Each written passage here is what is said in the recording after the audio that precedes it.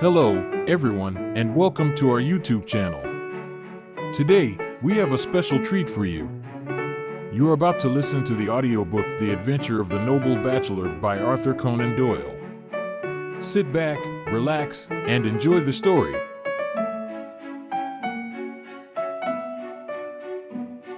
The Lord St. Simon marriage, and its curious termination, have long ceased to be a subject of interest in those exalted circles in which the unfortunate bridegroom moves.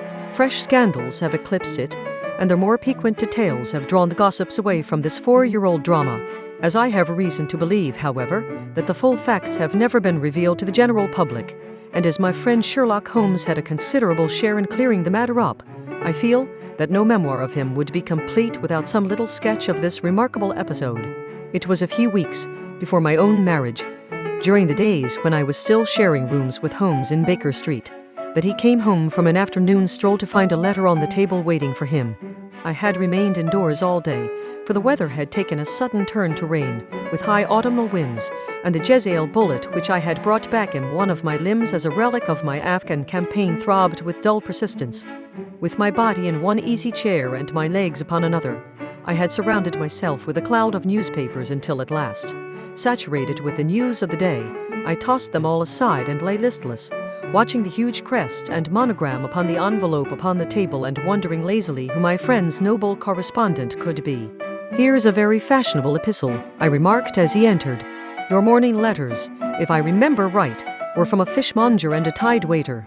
"Yes, my correspondence has certainly the charm of variety," he answered, smiling, "and the humbler are usually the more interesting. This looks like one of those unwelcome social summonses which call upon a man either to be bored or to lie."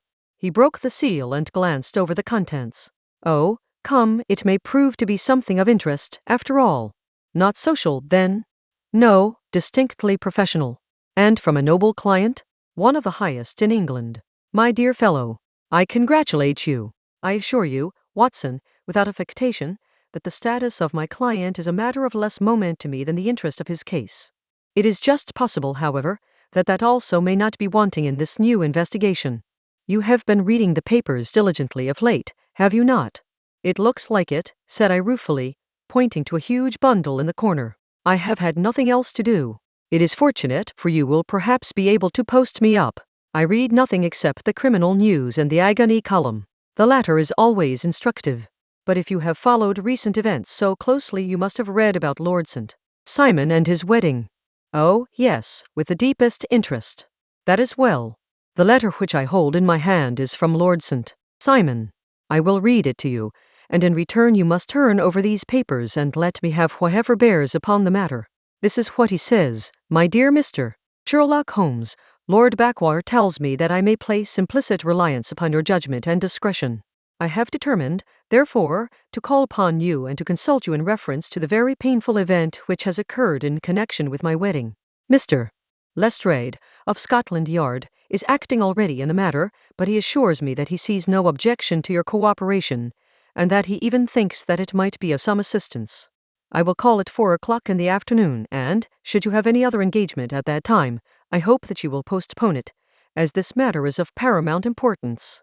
Yours faithfully, St. Simon." It is dated from Grosvenor Mansions, written with a quill pen, and the noble lord has had the misfortune to get a smear of ink upon the outer side of his right little finger, remarked Holmes as he folded up the epistle. "He says 4 o'clock.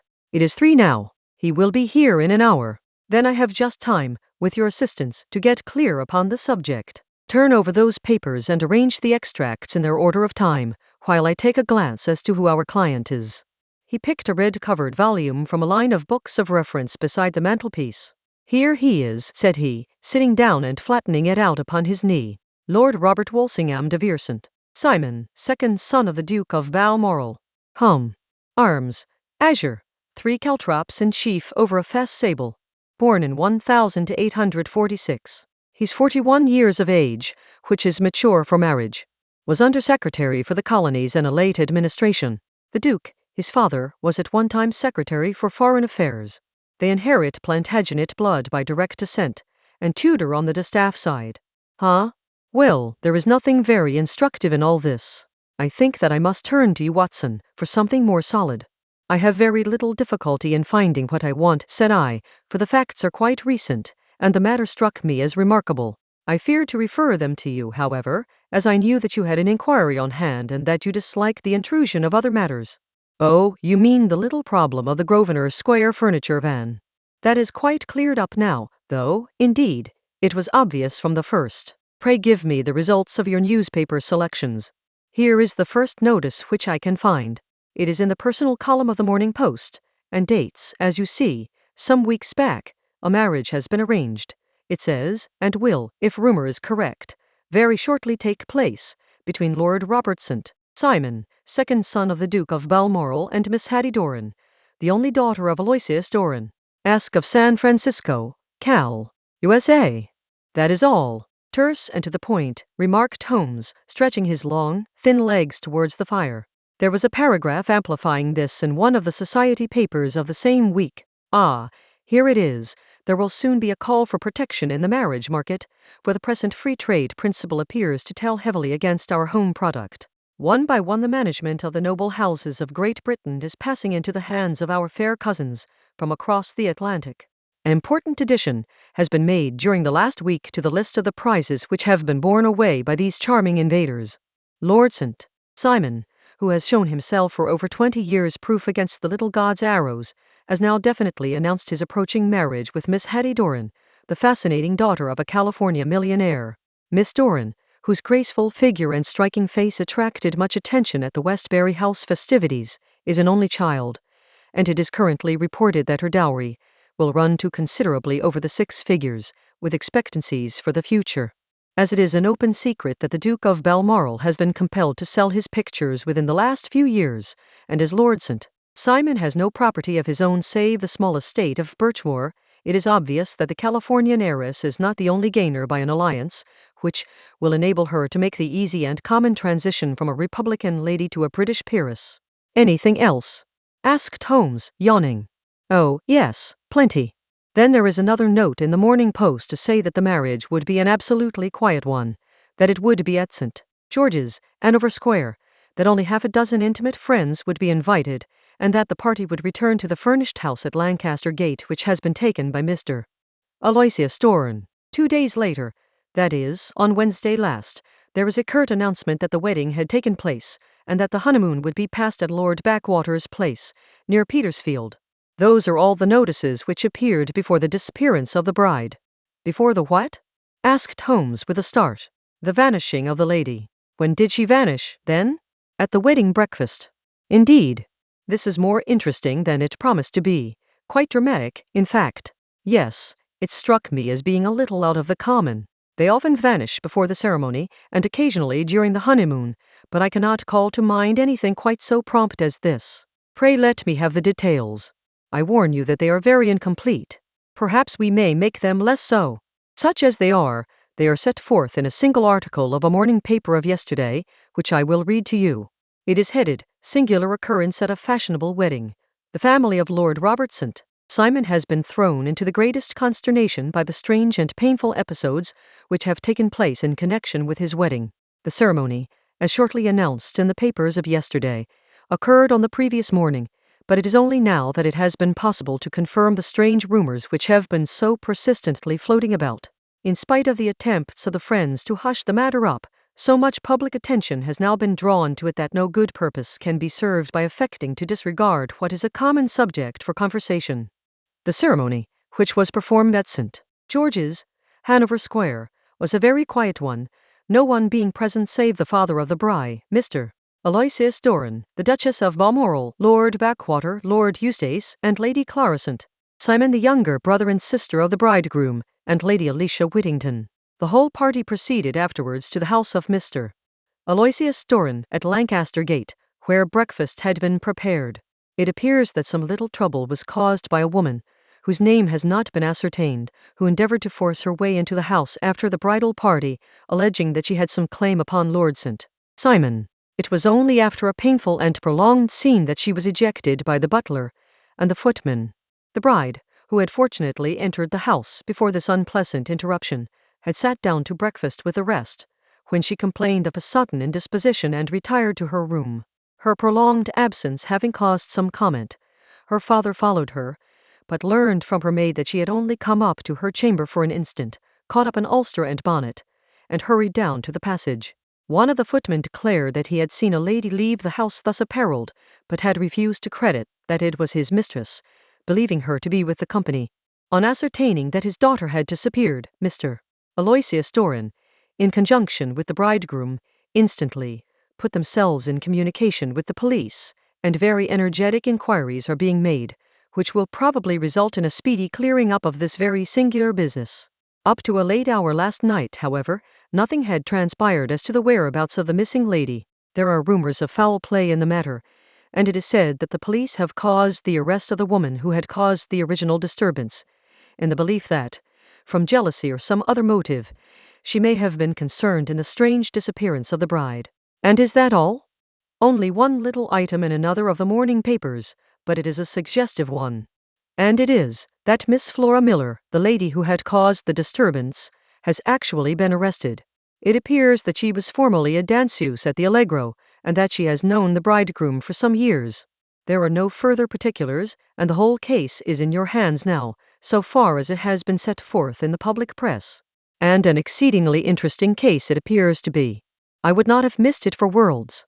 But there is a ring at the bell, Watson, and as the clock makes it a few minutes after 4, I have no doubt that this will prove to be our noble client. Do not dream of going, Watson, for I very much prefer having a witness, if only as a check to my own memory. Lord Robert St. Simon, announced our page boy, throwing open the door.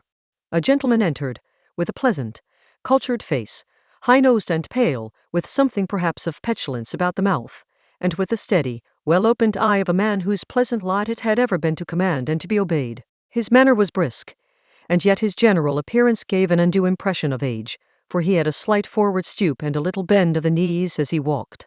His hair, too, as he swept off his very curly-brimmed hat, was grizzled round the edges and thin upon the top. As to his dress, it was careful to the verge of foppishness, with high collar, black frock-coat, white waistcoat, yellow gloves, patent leather shoes, and light-coloured gaiters. He advanced slowly into the room, turning his head from left to right, and swinging in his right hand the cord which held his golden eyeglasses. "Good day, Lord St. Simon," said Holmes, rising and bowing. "Pray take the basket chair. This is my friend and colleague, Dr. Watson. Draw up a little to the fire, and we will talk this matter over. A most painful matter to me, as you can most readily imagine, Mr. Holmes. I have been cut to the quick. I understand that you have already managed several delicate cases of this sort, sir, though I presume that they were hardly from the same class of society. No, I am descending. I beg pardon. My last client of the sort was a king. Oh, really? I had no idea. And which king? The king of Scandinavia. What? Had he lost his wife? You can understand, said Holmes suavely, that I extend to the affairs of my other clients the same secrecy which I promised to you in yours. Of course. Very right, very right. I'm sure I beg pardon. As to my own case, I am ready to give you any information which may assist you in forming an opinion. Thank you. I have already learned all that is in the public prints, nothing more. I presume that I may take it as correct. This article, for example, as to the disappearance of the bride. Lord St. Simon glanced over it. Yes, it is correct, as far as it goes. But it needs a great deal of supplementing before anyone could offer an opinion. I think that I may arrive at my facts most directly by questioning you. Pray do so. When did you first meet Miss Hatty Doran? In San Francisco, a year ago. You were traveling in the States? Yes. Did you become engaged then? No. But you were on a friendly footing? I was amused by her society, and she could see that I was amused. Her father is very rich. He is said to be the richest man on the Pacific slope. And how did he make his money? In mining. He had nothing a few years ago. Then he struck gold, invested it, and came up by leaps and bounds. Now, what is your own impression as to the young ladies, your wife's character? The nobleman swung his glasses a little faster and stared down into the fire. You see, Mr. Holmes, said he, my wife was 20 before her father became a rich man. During that time she ran free in a mining camp and wandered through woods or mountains, so that her education has come from nature rather than from the schoolmaster. She is what we call in England a tomboy, with a strong nature, wild and free, unfettered by any sort of traditions. She is impetuous, Volcanic, I was about to say. She is swift in making up her mind and fearless in carrying out her resolutions. On the other hand, I would not have given her the name which I have the honor to bear. He gave a little stately cough. Had not I thought her to be at bottom a noble woman. I believe that she is capable of heroic self-sacrifice, and that anything dishonorable would be repugnant to her. Have you her photograph? I brought this with me. He opened a locket and showed us the full face of a very lovely woman. It was not a photograph but an ivory miniature, and the artist had brought out the full effect of the lustrous black hair, the large dark eyes, and the exquisite mouth. Holmes gazed long and earnestly at it. Then he closed the locket and handed it back to Lord St. Simon. The young lady came to London, then, and you renewed your acquaintance? Yes, her father brought her over for this last London season. I met her several times, became engaged to her, and have now married her. She brought, I understand, a considerable dowry. A fair dowry. Not more than is usual in my family. And this, of course, remains to you, since the marriage is a fait accompli? I really have made no inquiries on the subject. Very naturally not. Did you see Miss Doran on the day before the wedding? Yes. Was she in good spirits? Never better. She kept talking of what we should do in our future lives. Indeed, that is very interesting. And on the morning of the wedding, she was as bright as possible, at least until after the ceremony. And did you observe any change in her then? Well, to tell the truth, I saw then the first signs that I had ever seen that her temper was just a little sharp. The incident, however, was too trivial to relate and can have no possible bearing upon the case. Pray let us have it, for all that. Oh, it is childish. She dropped her bouquet as we went towards the vestry. She was passing the front pew at the time, and it fell over into the pew. There was a moment's delay, but the gentleman in the pew handed it up to her again, and it did not appear to be the worse for the fall. Yet when I spoke to her of the matter, she answered me abruptly, and in the carriage, on our way home, she seemed absurdly agitated over this trifling cause. Indeed, you say that there was a gentleman in the pew. Some of the general public were present, then? Oh, yes. It is impossible to exclude them when the church is open. This gentleman was not one of your wife's friends? No, no. I call him a gentleman by courtesy, but he was quite a common-looking person. I hardly noticed his appearance. But really I think that we are wandering rather far from the point. Lady St. Simon then returned from the wedding in a less cheerful frame of mind than she had gone to it. What did she do on re-entering her father's house? I saw her in conversation with her maid. And who is her maid? Alice is her name. She is an American and came from California with her. A confidential servant? A little too much so. It seemed to me that her mistress allowed her to take great liberties. Still, of course, in America they look upon these things in a different way. How long did she speak to this Alice? Oh, a few minutes. I had something else to think of. You did not overhear what they said. Lady St. Simon said something about jumping a claim. She was accustomed to use slang of the kind. I have no idea what she meant. American slang is very expressive sometimes. And what did your wife do when she finished speaking to her maid? She walked into the breakfast room. On your arm? No, alone. She was very independent in little matters like that. Then, after we had sat down for 10 minutes or so, she rose hurriedly, muttered some words of apology, and left the room. She never came back. But this maid, Alice, as I understand, deposes that she went to her room, covered her bride's dress with a long ulster, put on a bonnet, and went out. Quite so. And she was afterwards seen walking into Hyde Park in company with Flora Miller, a woman who is now in custody, and who had already made a disturbance at Mr. Doran's house that morning. Ah, yes. I should like a few particulars as to this young lady, and your relations to her. Lord St. Simon shrugged his shoulders and raised his eyebrows. We have been on a friendly footing for some years, I may say on a very friendly footing. She used to be at the Allegro. I have not treated her ungenerously, and she had no just cause of complaint against me, but you know what women are, Mr. Holmes. Flora was a dear little thing, but exceedingly hot-headed and devotedly attached to me. She wrote me dreadful letters when she heard that I was about to be married, and, to tell the truth, the reason why I had the marriage celebrated so quietly was that I feared lest there might be a scandal in the church. She came to Mr. Doran's door just after we returned, and she endeavored to push her way in, uttering very abusive expressions towards my wife, and even threatening her, but I had foreseen the possibility of something of the sort, and I had 2 police fellows there in private clothes, who soon pushed her out again. She was quiet when she saw that there was no good in making a row. Did your wife hear all this? No, thank goodness, she did not. And she was seen walking with this very woman afterwards? Yes, that is what Mr. Lestrade of Scotland Yard looks upon as so serious. It is thought that Flora decoyed my wife out and laid some terrible trap for her. Well, it is a possible supposition. You think so, too? I did not say a probable one. But you do not yourself look upon this as likely? I do not think Flora would hurt a fly. Still, jealousy is a strange transformer of characters. Pray, what is your own theory as to what took place? Well, really, I came to seek a theory, not to propound one. I have given you all the facts. Since you ask me, however, I may say that it has occurred to me as possible that the excitement of this affair, the consciousness that she had made so immense a social stride, had the effect of causing some little nervous disturbance in my wife. In short, that she had become suddenly deranged. Well, really, when I consider that she has turned her back, I will not say upon me, but upon so much that many have aspired to without success, I can hardly explain it in any other fashion. Well, certainly that is also a conceivable hypothesis, said Holmes, smiling. And now, Lord St. Simon, I think that I have nearly all my data. May I ask whether you were seated at the breakfast table so that you could see out of the window?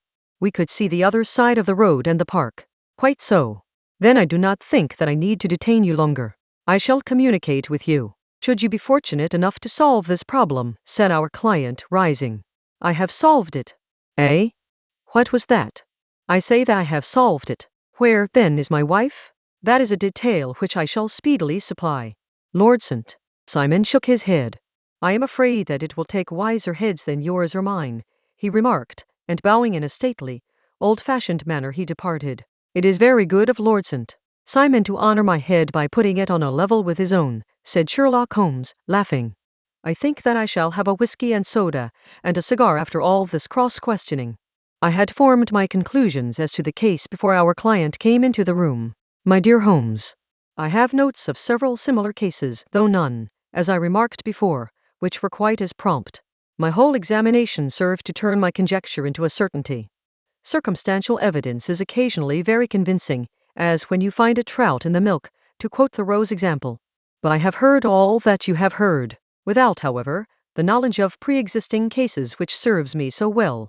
There was a parallel instance in Aberdeen some years back, and something on very much the same lines at Munich the year after the Franco-Prussian War. It is one of these cases, but, hello, here is Lestrade. Good afternoon, Lestrade. You will find an extra tumbler upon the sideboard, and there are cigars in the box. The official detective was attired in a pea jacket and cravat, which gave him a decidedly nautical appearance, and he carried a black canvas bag in his hand. With a short greeting he seated himself, and lit the cigar which had been offered to him. What's up, then?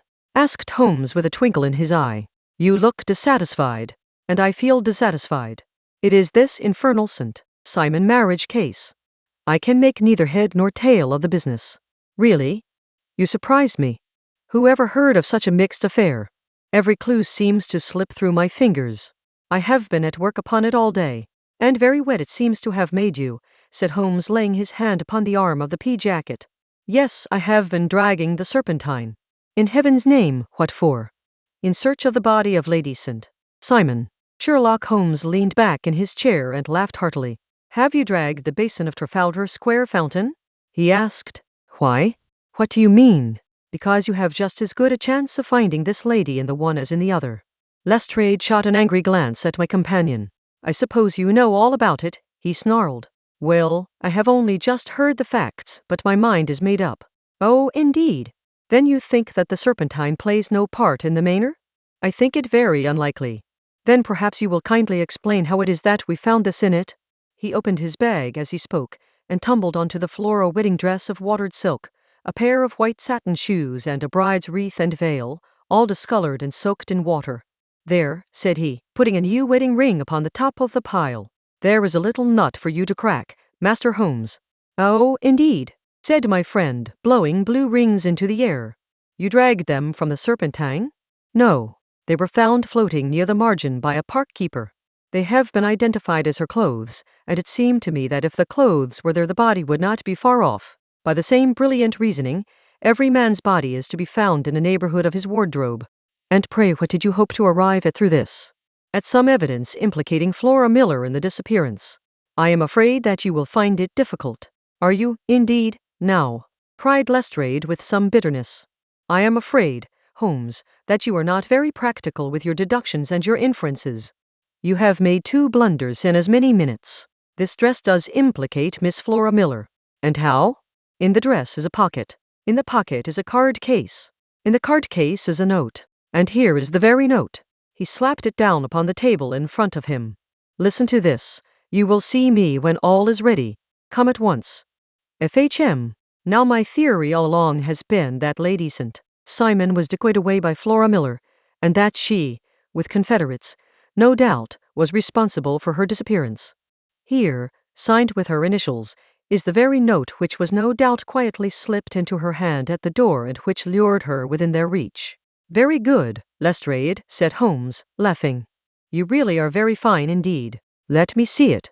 He took up the paper in a listless way, but his attention instantly became riveted, and he gave a little cry of satisfaction. This is indeed important, said he. Huh? You find it so? Extremely so. I congratulate you warmly. Lestrade rose in his triumph and bent his head to look. Why, he shrieked, you're looking at the wrong side. On the contrary, this is the right side. The right side? You're mad. Here is the note written in pencil over here. And over here is what appears to be the fragment of a hotel bill, which interests me deeply. There's nothing in it. I looked at it before, said Lestrade. Oct. 4th, rooms 8's breakfast 2's. 6D cocktail 1's lunch 2's. 60 glass sherry, 8D. I see nothing in that. Very likely not. It is most important, all the same. As to the note, it is important also, or at least the initials are, so I congratulate you again. I've wasted time enough, said Lestrade, rising. I believe in hard work and not in sitting by the fire spinning fine theories. Good day, Mr. Holmes, and we shall see which gets to the bottom of the matter first. He gathered up the garments, thrust them into the bag, and made for the door. Just one hint to you, Lestrade, drawled Holmes before his rival vanished. I will tell you the true solution of the matter. Lady St. Simon is a myth. There is not, and there never has been, any such person. Lestrade looked sadly at my companion. Then he turned to me, tapped his forehead 3 times, shook his head solemnly, and hurried away. He had hardly shut the door behind him when Holmes rose to put on his overcoat.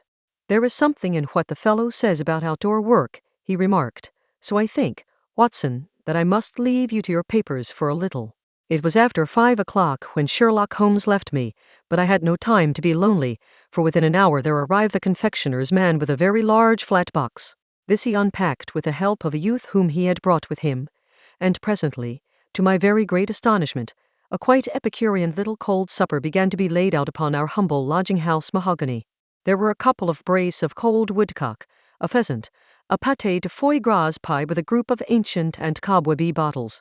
Having laid out all these luxuries, my 2 visitors vanished away, like the genii of the Arabian Nights, with no explanation save that the things had been paid for and were ordered to this address.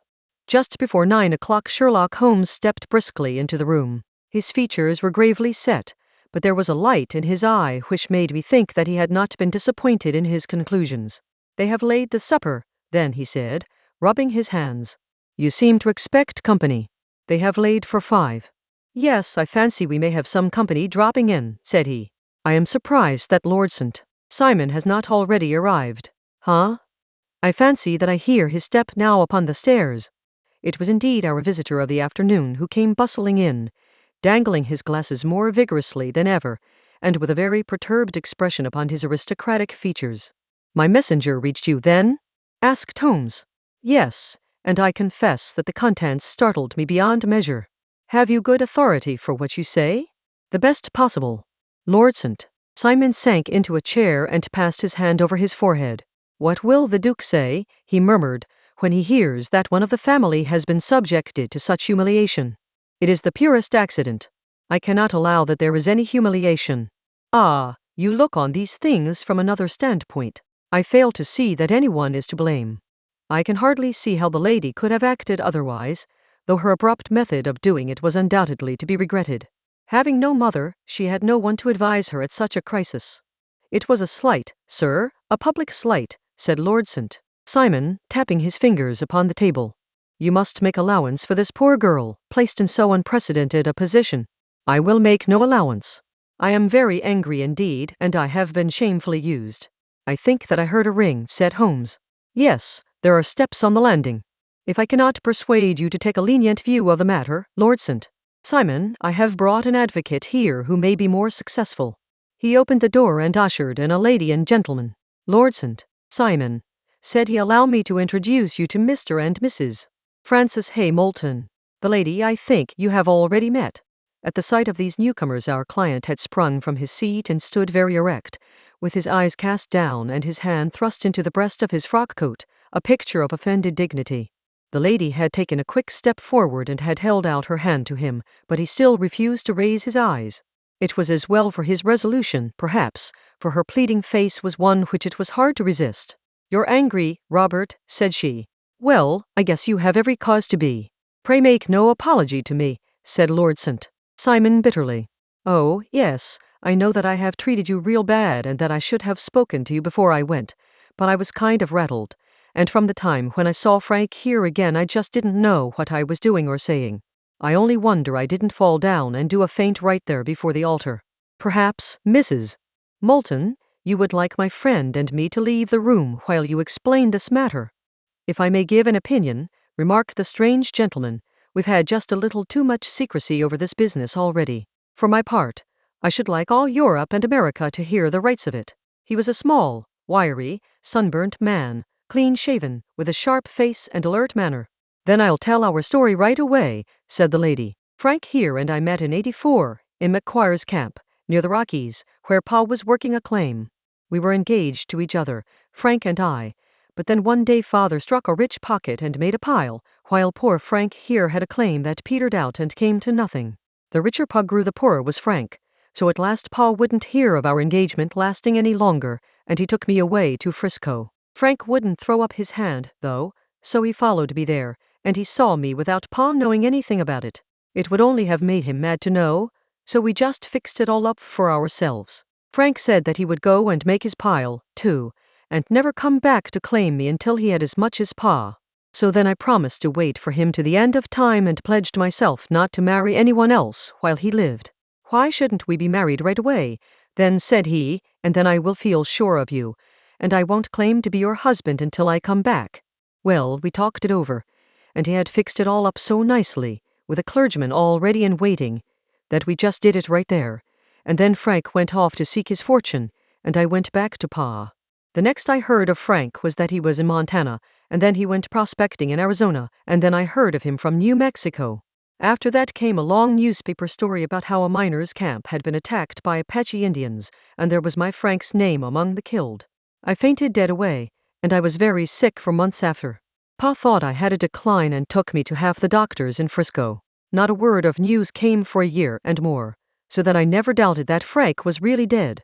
Then Lord St. Simon came to Frisco, and we came to London, and a marriage was arranged, and Pa was very pleased, but I felt all the time that no man on this earth would ever take the place in my heart that had been given to my poor Frank. Still, if I had married Lord St. Simon, of course I'd have done my duty by him. We can't command our love, but we can our actions. I went to the altar with him with the intention to make him just as good a wife as it was in me to be, but you may imagine what I felt when, just as I came to the altar rails, I glanced back and saw Frank standing and looking at me out of the first pew. I thought it was his ghost at first, but when I looked again there he was still, with a kind of question in his eyes, as if to ask me whether I were glad or sorry to see him. I wonder I didn't drop. I know that everything was turning round, and the words of the clergyman were just like the buzz of a bee in my ear. I didn't know what to do. Should I stop the service and make a scene in the church? I glanced at him again, and he seemed to know what I was thinking, for he raised his finger to his lips to tell me to be still. Then I saw him scribble on a piece of paper, and I knew that he was writing me a note. As I passed his pew on the way out I dropped my bouquet over to him, and he slipped the note into my hand when he returned me the flowers. It was only a line asking me to join him when he made the sign to me to do so. Of course I never doubted for a moment that my first duty was now to him, and I determined to do just whatever he might direct. When I got back I told my maid, who had known him in California, and had always been his friend. I ordered her to say nothing, but to get a few things packed and my ulster ready. I know I ought to have spoken to Lord St. Simon, but it was dreadful hard before his mother and all those great people. I just made up my mind to run away and explain afterwards. I hadn't been at the table 10 minutes before I saw Frank out of the window at the other side of the road. He beckoned to me and then began walking into the park. I slipped out, put on my things, and followed him. Some woman came talking something or other about Lord St. Simon to me. Seemed to me from the little I heard as if he had a little secret of his own before marriage also, but I managed to get away from her and soon overtook Frank. We got into a cab together, and away we drove to some lodgings he had taken in Gordon Square, and that was my true wedding after all those years of waiting. Frank had been a prisoner among the Apaches, had escaped, came on to Frisco, found that I had given him up for dead and had gone to England, followed me there, and had come upon me at last on the very morning of my second wedding. I saw it in a paper, explained the American. It gave the name and the church but not where the lady lived. Then we had a talk as to what we should do, and Frank was all for openness, but I was so ashamed of it all that I felt as if I should like to vanish away and never see any of them again, just sending a line to Pa, perhaps, to show him that I was alive. It was awful to me to think of all those lords and ladies sitting round that breakfast table and waiting for me to come back. So Frank took my wedding clothes and things and made a bundle of them, so that I should not be traced, and dropped them away somewhere where no one could find them. It is likely that we should have gone on to Paris tomorrow, only that this good gentleman, Mr. Holmes, came round to us this evening, though how he found us is more than I can think, and he showed us very clearly and kindly that I was wrong and that Frank was right, and that we should be putting ourselves in the wrong if we were so secret. Then he offered to give us a chance of talking to Lord St. Simon alone, and so we came right away round to his rooms at once. Now, Robert, you have heard it all, and I am very sorry if I have given you pain, and I hope that you do not think very meanly of me. Lord St. Simon had by no means relaxed his rigid attitude, but had listened with a frowning brow and a compressed lip to this long narrative. "Excuse me," he said, "but it is not my custom to discuss my most intimate personal affairs in this public manner." "Then you won't forgive me? You won't shake hands before I go?" "Oh, certainly, if it would give you any pleasure." He put out his hand and coldly grasped that which she extended to him. "I had hoped," suggested Holmes, "that you would have joined us in a friendly supper." "I think that there you ask a little too much," responded his lordship. "I may be forced to acquiesce in these recent developments, but I can hardly be expected to make merry over them. I think that with your permission I will now wish you all a very good night." He included us all in a sweeping bow and stalked out of the room. "Then I trust that you at least will honor me with your company," said Sherlock Holmes. "It is always a joy to meet an American, Mr. Moulton, for I am one of those who believe that the folly of a monarch and the blundering of a minister in far-gone years will not prevent our children from being some day citizens of the same world-wide country under a flag, which shall be a quartering of the Union Jack, with the stars and stripes." "The case has been an interesting one," remarked Holmes when our visitors had left us, "because it serves to show very clearly how simple the explanation may be of an affair, which at first sight seems to be almost inexplicable. Nothing could be more natural than the sequence of events as narrated by this lady, and nothing stranger than the result when viewed, for instance, by Mr. Lestrade of Scotland Yard. You were not yourself at fault at all, then. From the first, two facts were very obvious to me, the one that the lady had been quite willing to undergo the wedding ceremony, the other that she had repented of it within a few minutes of returning home. Obviously something had occurred during the morning, then to cause her to change her mind. What could that something be? She could not have spoken to anyone when she was out, for she had been in the company of the bridegroom. Had she seen someone then? If she had, it must be someone from America, because she had spent so short a time in this country that she could hardly have allowed anyone to acquire so deep an influence over her that the mere sight of him would induce her to change her plans so completely. You see, we have already arrived, by a process of exclusion, at the idea that she might have seen an American. Then who could this American be, and why should he possess so much influence over her? It might be a lover, it might be a husband. Her young womanhood had, I knew, been spent in rough scenes and under strange conditions. So far I had got before I ever heard Lord St. Simon's narrative.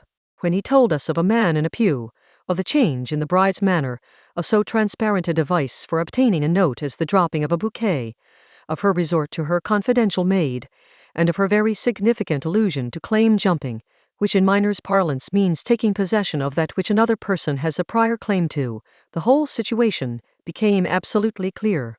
She had gone off with a man, and the man was either a lover or was a previous husband, the chances being in favor of the latter. And how in the world did you find them?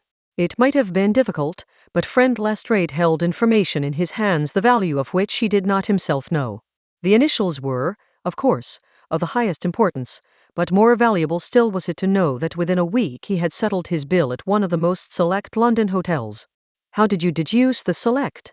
By the select prices. 8 shillings for a bed and 8 pence for a glass of sherry pointed to one of the most expensive hotels. There are not many in London which charge at that rate. In the second one, which I visited in Northumberland Avenue, I learned by an inspection of the book that Francis H. Moulton, an American gentleman, had left only the day before, and on looking over the entries against him, I came upon the very items which I had seen in the duplicate bill. His letters were to be forwarded to 226 Gordon Square, so thither I travelled, and being fortunate enough to find the loving couple at home, I ventured to give them some paternal advice, and to point out to them that it would be better in every way that they should make their position a little clearer both to the general public and to Lord St. Simon in particular. I invited them to meet him here, and, as you see, I made him keep the appointment. But with no very good result, I remarked. His conduct was certainly not very gracious. Ah, Watson, said Holmes, smiling, perhaps you would not be very gracious either, if after all the trouble of wooing and wedding, you found yourself deprived in an instant of wife and of fortune. I think that we may judge Lord St. Simon very mercifully, and thank our stars that we are never likely to find ourselves in the same position. Draw your chair up and hand me my violin, for the only problem we have still to solve is how to while away these bleak autumnal evenings.